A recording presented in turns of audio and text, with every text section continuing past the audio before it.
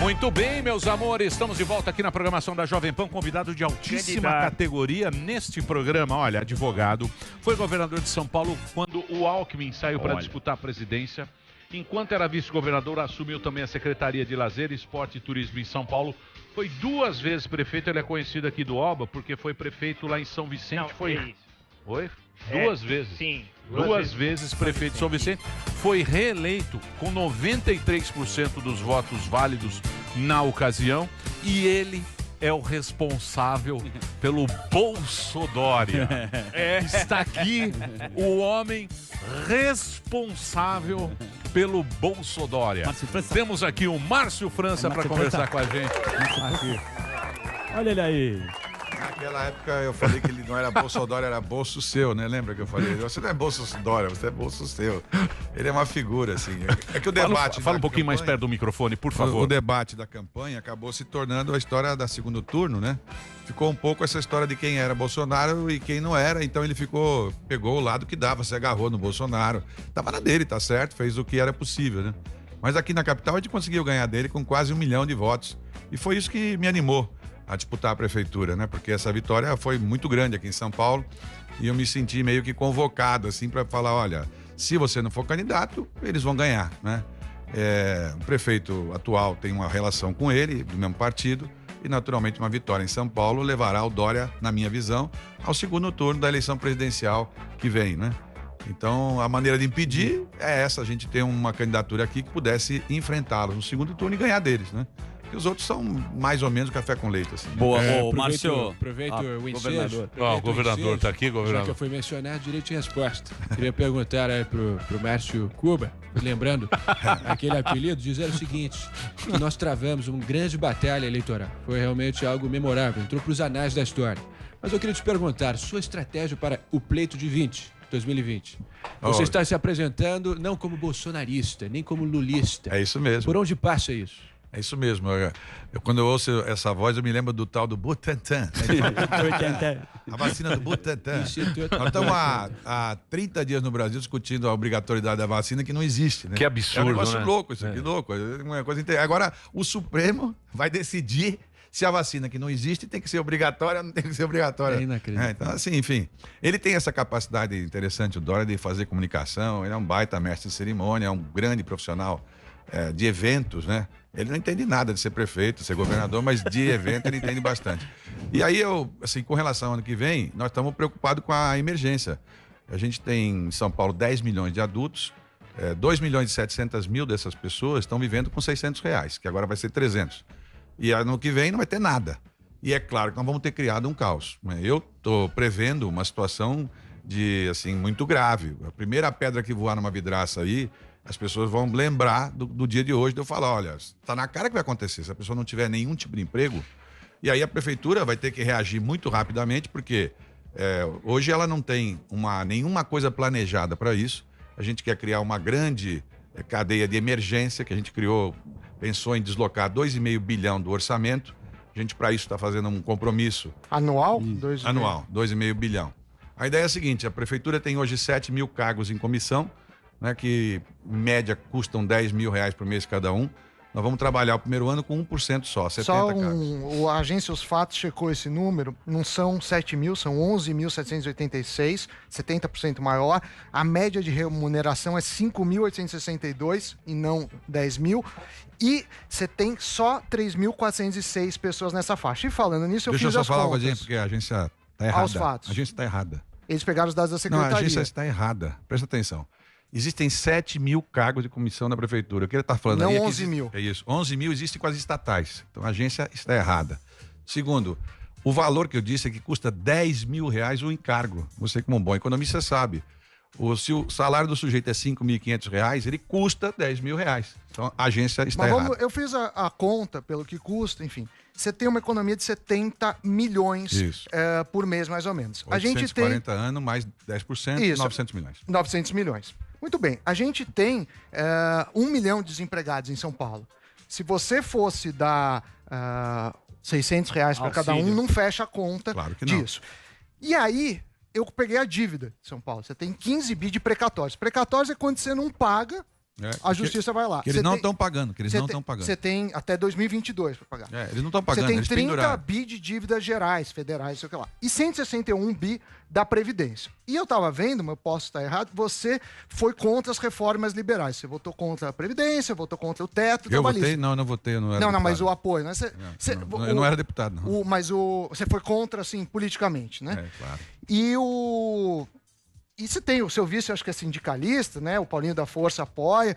Me preocupa, assim, um Estado ficar maior. Eu queria saber de onde vem o dinheiro, porque não fecha a Vem conta. daí mesmo, tô acabando de falar. Mas não fecha a conta. Não, mas se você deixar Eu vou falar... fazer a conta aqui, então vamos lá, 7 mil. 7 mil cargos, vezes 10 mil reais, eu vou tirar 6.930, eu não vou nomear. Então nós estamos economizando aí 840 milhões de reais. E esses cargos não vão fazer diferença nenhuma na qualidade da prestação de serviço. Vão fazer, mas na emergência, por exemplo, se tivesse que mandar alguém embora do programa inteiro, eu mandava o menos então, vamos útil. Lá. 7 mil vezes 10 mil. Aí você chega a quanto?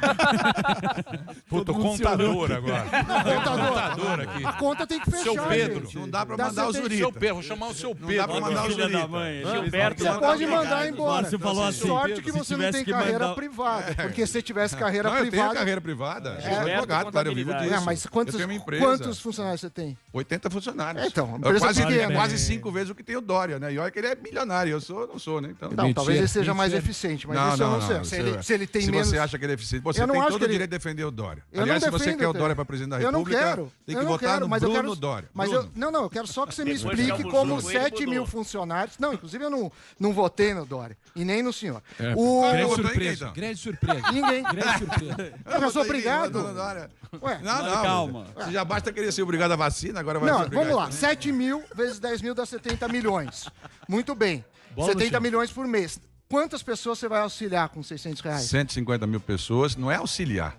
As pessoas vão fazer uma frente de trabalho em São Paulo. 150 mil pessoas. 150 mil pessoas vão na frente de trabalho, 600 reais por mês, 3 dias por semana, 6 horas por dia, com curso de qualificação para que elas possam ser recolocadas. 150 mil. Esse valor dá 116 mil. Então não fecha a conta. Mesmo assim. Fecha a conta? Fecha a conta. 116 mil dá. 116 mil, 150 mil pessoas. Dá 90 milhões por mês. Então, você economiza 70, os 20 milhões vêm da onde? Bom, você está tão preocupado com os 20 milhões? Eu tô, porque eu tô cansado de político que não faz a conta e joga na nossa dívida. Você está contando o seguinte. Você vai aumentar imposto? Dá para você deixar eu falar? Então é o seguinte, 600 reais por mês para 150 mil pessoas dá 90 milhões. Só que não tem 13º, não tem encargos. É só essa ajuda. Mas os 10 mil já é com... A economia de 10 mil já é com encargos. Claro, então, 10 mil. 10 mil. Vamos de novo. 10 mil. Essas pessoas todas, 6.930, multiplica por 13. Lembra que tudo isso é por 13. Né? Vai dar 900 milhões. O motorista já bateu o carro. E o resto, eu deixo de fazer essa fonte aqui do Anhangabaú, que gastou 90 milhões. Verdade. 80 milhões em calçada que eles estão quebrando pela cidade aí, e resolve esse problema. Então, o que não está certo é deixar as pessoas sem nada no ano que vem, claro. Deixa eu perguntar um negócio para você, França.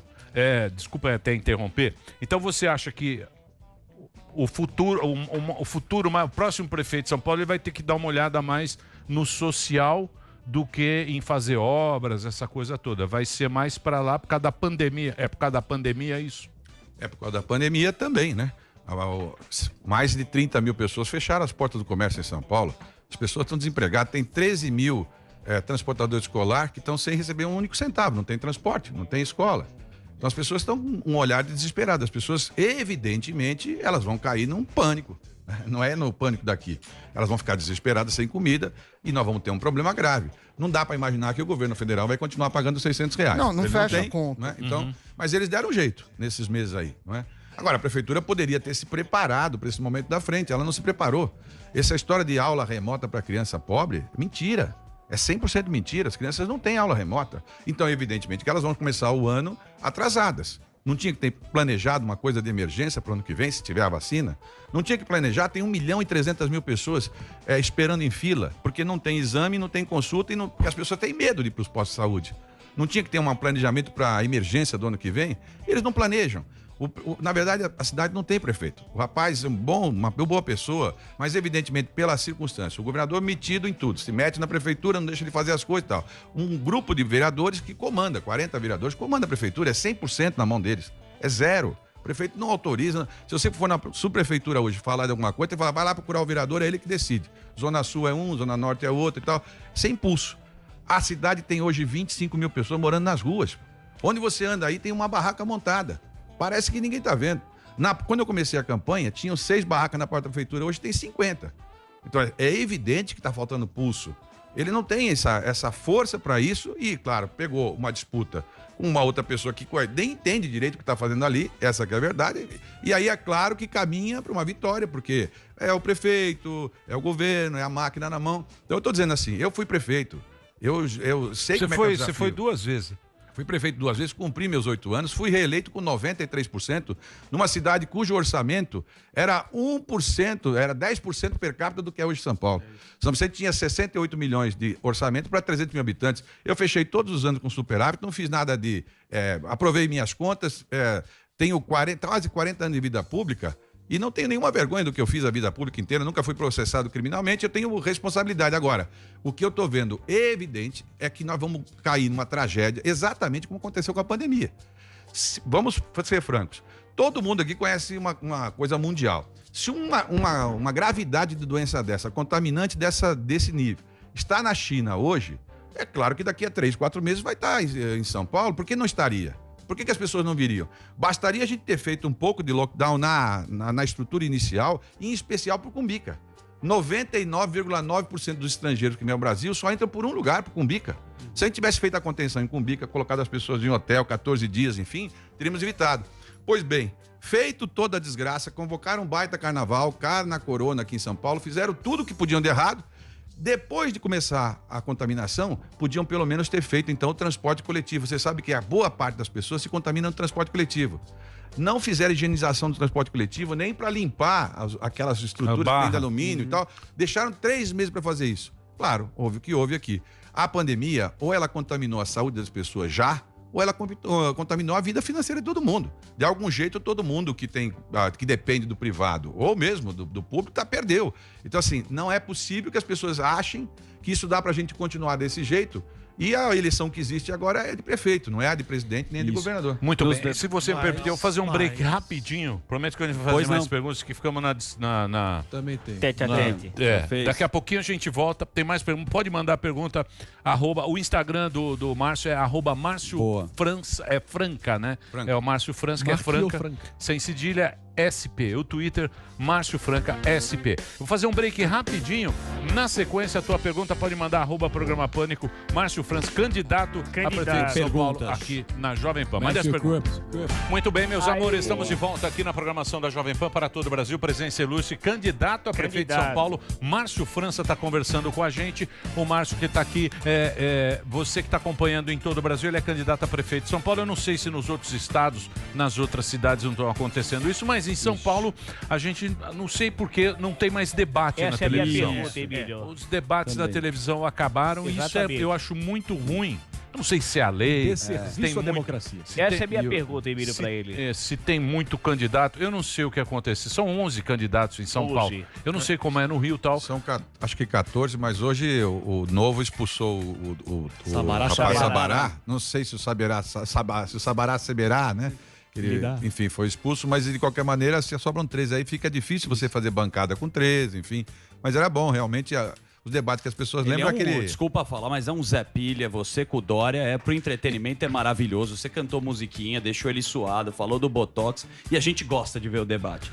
Na Record também, você estava contando aqui, o Celso Russomano tá lá pra cima. Sim. E parece que não vai ter o debate também lá. É estratégia? Pra você acha que você sai prejudicado não tendo debate? Ah, sim. Eu acho que o povo perde. Eu acho que o povo perde. Daria povo também. Perde. O debate você acaba enxergando a pessoa, vendo sinceridade, você percebe espontaneidade, porque o que é ditado, é claro que o cara monta uma vez, por exemplo, o Celso Russomano é um artista, então ele tem capacidade de televisão, faz gravado, mas no improviso... Ele tava mal no último debate. Tava mal.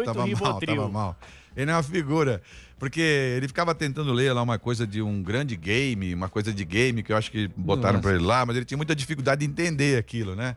E, enfim, mas é aquela história, você sabe que todos eles aqui em São Paulo tem uma certa sombra atrás deles que tira um pouco da autenticidade, porque praticamente cada um dos principais candidatos, no fundo, está numa campanha de pré-campanha para presidente. Eles têm vínculos com candidaturas a presidente e também não há nenhum defeito nisso. mas é natural que essa sombra atrapalhe um pouco cada um. O caso do Russomano é com o Bolsonaro, o caso do Bruno é com o Dória, e o caso do PT e do Boulos é com o Lula, ou com o PT, enfim. E acontece que... E São Paulo? E os 2 anos aqui da prefeitura? Quem é que vai tomar conta da cidade, né? Mas a sua inclinação é mais para a esquerda, não acho que é igual ao PT. Até o seu vice me escreveu aqui, o Antônio Neto, que é um sindicalista. Sim. Você vai ganhando, ter uns sindicatos mais fortes, mais presentes na vida do paulistano e também... depois a gente volta mais fora do ar dos 150 mil, porque é pouco para a população de São Paulo. Não, porque... Mas é que eu não quero. De novo, Gilberto, agora ele vai ficar o resto da vida. Não, é que assim... Ele vai ficar o resto da vida te mandando planilha. Você sabe o que ele manda pra Deixa eu te falar. A opinião qualquer um pode ter, mas a matemática é exata. 5 mil reais podem virar 10 mil de custo, se você considerar encargos, inclusive, da SDC. Mas eu quero saber dos sindicalistas. Então vamos lá. Não, sindicalista, o formato que os trabalhadores do Brasil têm para se organizar é sindicato. É a única maneira que eles têm de se defender. Então, qual é a outra maneira que tem hoje sem ser essa? Como é que as a gente leis vai fazer? trabalhistas. Não, as leis trabalhistas são feitas exatamente com força, de um lado e do outro. Empresário de um lado, sindicato do outro. Nós vamos acabar com a Fiesp? Vamos acabar com os organismos dos empregadores? Porque enquanto tiver organismo do empregador de um lado, tem que ter organismo do empregado do outro. Né? Então, é claro que tem que ser respeitado. Olha, eu recebi lá, quando fui governador, em 8 meses, uma moça chamada Bebel, que é presidente da POSP. Ela é presidente da POSP há muitos anos, é do PT, enfim, hoje ela é até deputada. Eu recebi ela lá, nós conversamos, não deu para resolver tudo que ela queria, mas muita coisa que ela falou tinha razão. E dava para ser resolvida, eram pequenos pleitos que davam para ser acomodados. Quem que vai falar em nome de todos os trabalhadores com as pessoas? Vamos chamar todos os trabalhadores? A Prefeitura de São Paulo tem 100 mil trabalhadores, não dá para ouvir todo mundo, você ouve a representação que eles têm. Muito bem, Marinho, tem pergunta, Marinho? Vamos, Alba. O Alba. Queria fazer uma pergunta pro meu conterrâneo que nasceu em Santos também, Márcio França, que é o seguinte, porque o Dória está sendo muito criticado na questão de tanto da esquerda para a direita. Por que essa crítica não foi pro Bruno Covas, que é do mesmo partido e é aliado? E como você vê as pesquisas? Você acredita nas pesquisas ou você acha que tem uma manipulação? Não, eu acho que pesquisa é técnica, mas claro, é uma fotografia de um instante, né? No final, eles todos vão acertando e vão acomodando lá na frente, né? Porque na última eleição, pelo menos foi assim, vocês se recordam. Eu estava 10 pontos, 15 pontos atrás do SCAF e do Dória. Faltando, acho que 2 dias, 3 dias.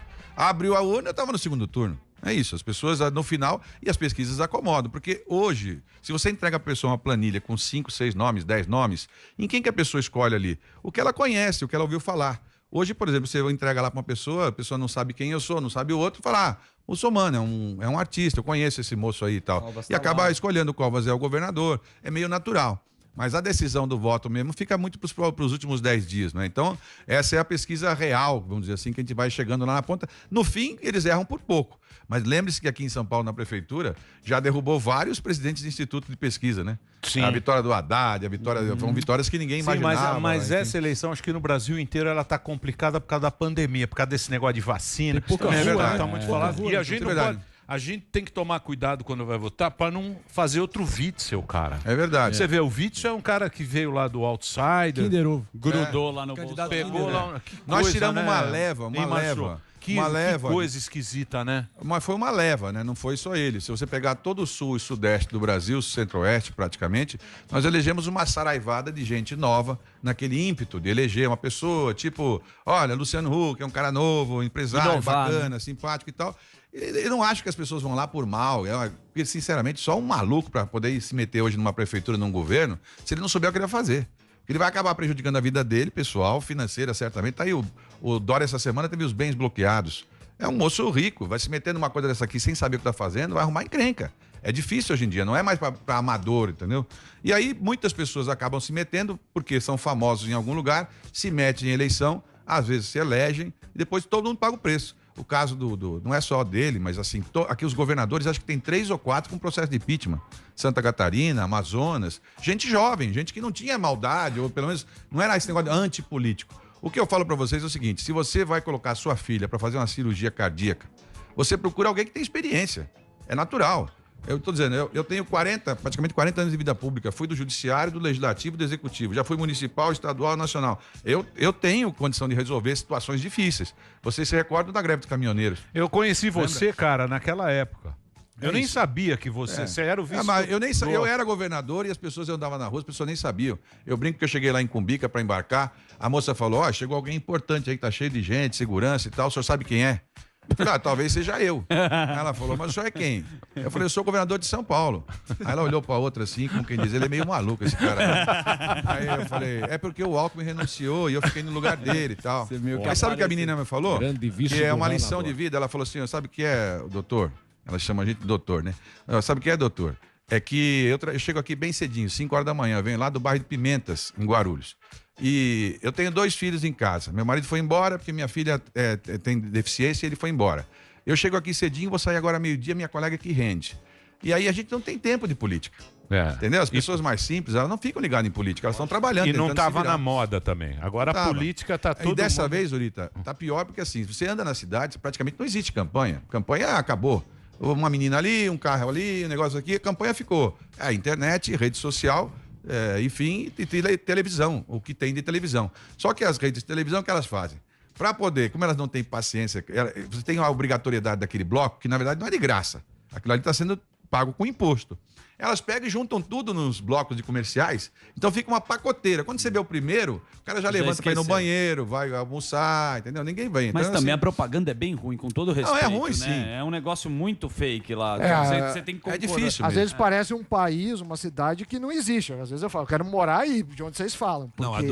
Não, a do Bruno é muito assim, parece... Porque no primeiro programa apareceu ele de helicóptero, Nova York, parecia o negócio do Trump ali agora, um negócio, sabe, super bacana, enfim.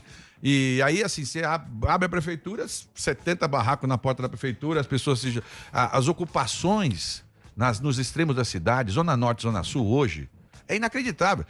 Tem 10 mil famílias ocupando agora nesse instante. É um negócio assim desesperador, de desespero mesmo, as pessoas tentando ocupar de qualquer jeito, fazendo seus lotezinhos lá, e a prefeitura fingindo que não tem nada a ver com isso. Aproveitando essa deixa então, Márcio, vamos ser objetivo aqui, porque é o que eu sempre falo, uma hora a bigorna da realidade sempre se impõe, então tem que ser pragmático e analisar o cálculo eleitoral que vai ser necessário para você vislumbrar uma vaga no segundo turno. Claro. Você tem uma espécie de prévia no flanco à esquerda, com o Boulos que está indo muito bem, surpreendendo até.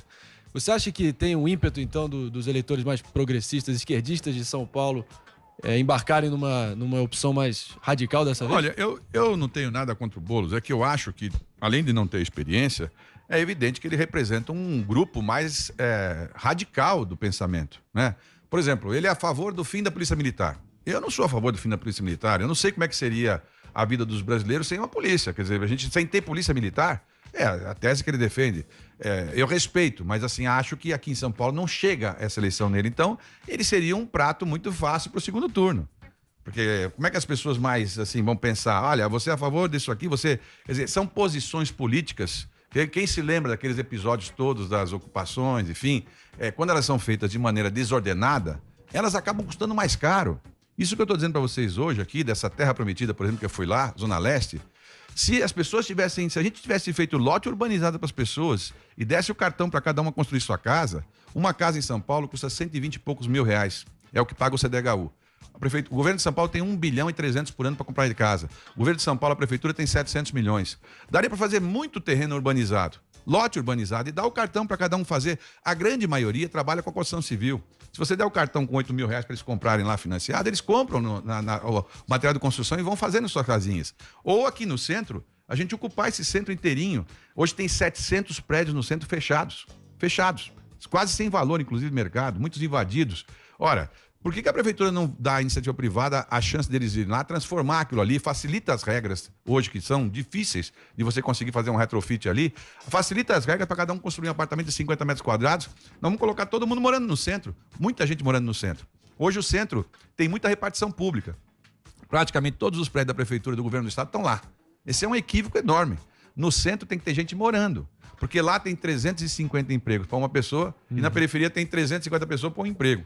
Então, assim, o que houve aqui em São Paulo, aliás, não é em São Paulo, praticamente no Brasil, mas em São Paulo é típico porque é a cidade mais rica, né? O que houve não foi um erro de andar do prédio. Nós erramos no prédio todo. Então, significa que onde você apertar o botão do elevador, você vai parar no andar errado, né? O que tem hoje, a Cracolândia, é só um exemplo desse carimbo na testa. Não é possível. Me diga, por que não tem Cracolândia em Curitiba? Por que não tem em Porto Alegre? Por que não tem Cracolândia no Rio de Janeiro? Ué, se é tão comum assim, por que não tem? Não tem, porque aqui foi se relaxando e deixa ficar, dá a impressão que a gente pode conviver com essa situação. Eu não tenho pulso para isso. Eu não consigo viver na minha casa. Eu moro no Jardim Clementino. Para você sair da minha casa, andar 200 metros, tem lá embaixo de um viaduto 3 famílias morando com 11 crianças. Não vai haver ninguém na Terra que me ache aquilo aqui, que me convença que aquilo ali é normal. Não é possível que a gente não consiga deslocar essas pessoas para algum lugar até arrumar alguma chance dessa pessoa arrumar um emprego. Não, mas todo mundo tentou e não conseguiu. Sabe que os seus adversários ficam falando, né? Muito essa brincadeira. O Márcio Cuba, né? Que é o apoio do Lula. Primeiro, o Lula já te apoiou lá atrás. Você aceitaria o apoio do Lula hoje, atualmente? E Bolsonaro também apoiando o Russomano, sempre é interessante pela popularidade dele. Se o Bolsonaro fosse pro seu lado também, esses dois apoios. Eu respeito, eu convivo na política há muitos anos e convivi com todos os lados, né? Convivi com o Lula, convivi com o Bolsonaro, como eu falei.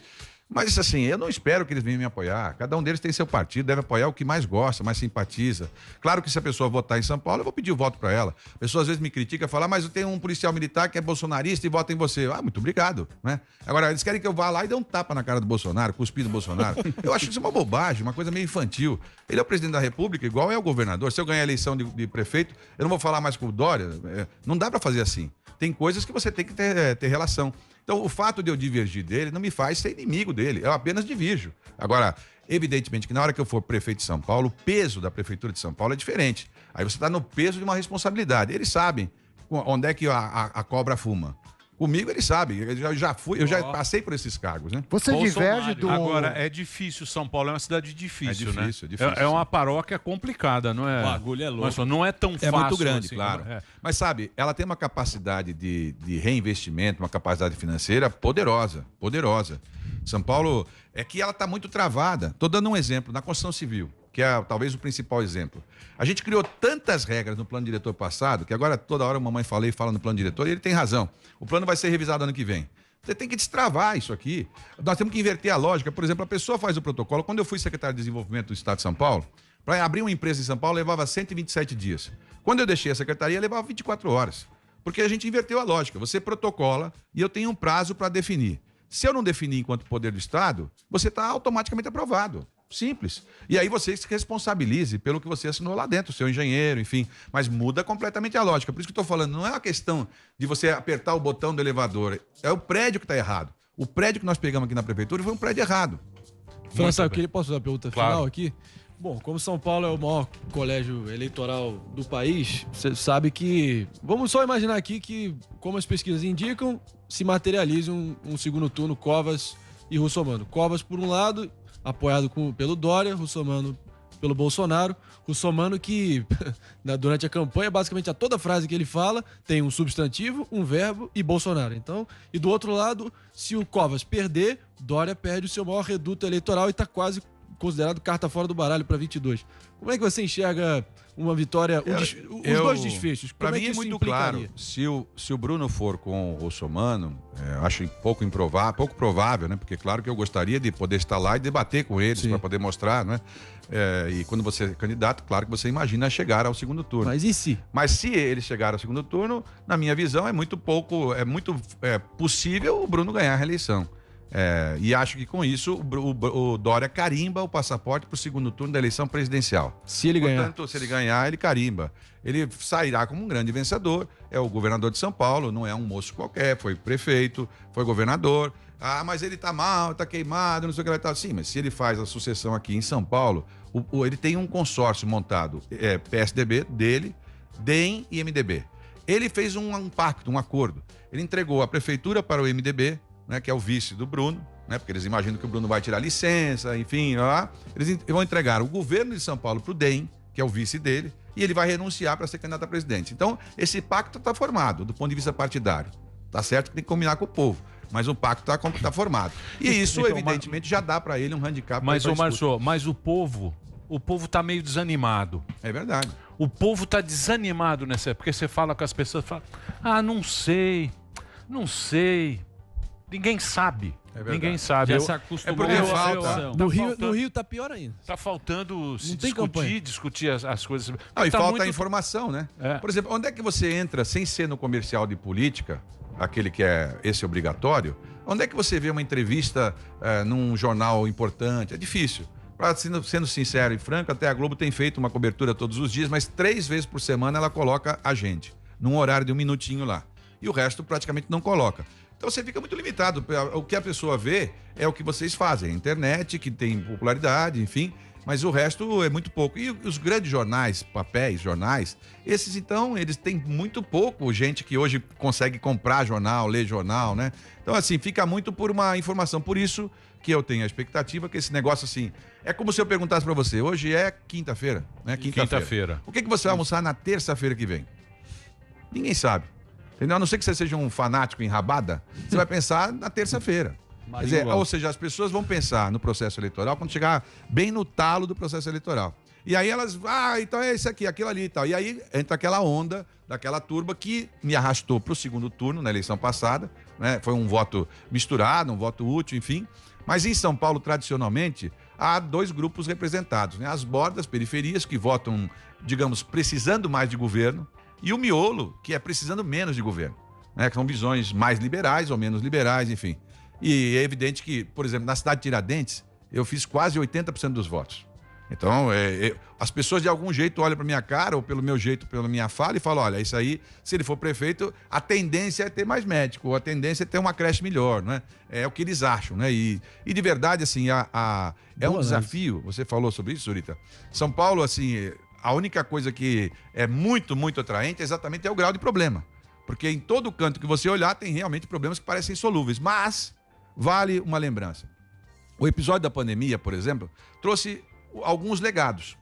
Vamos um legado, por exemplo. A mudança dos horários de comércio em horários distintos, para você abrir comércio em horários distintos, facilita, por exemplo, a possibilidade do trânsito também ser flexível. Sim. E as pessoas pegarem trânsito em horário diferente. É uma boa ideia. Tivéssemos feito com os 100 milhões que vieram, por exemplo, para fazer hospitais, tivéssemos construído lá os hospitais, o Pan-Americano, o Sorocabano, o Menino Jesus, que estão todos parados aí no meio do caminho, não teríamos gasto os 100 milhões com os hospitais de campanha. Que esses sim são de campanha porque eles vieram e já sumiram. Já desapareceu, entendeu? Acabou o dinheiro e não ficou o legado. Boa. Bom, eu queria agradecer. Uma pena que não tem mais tempo.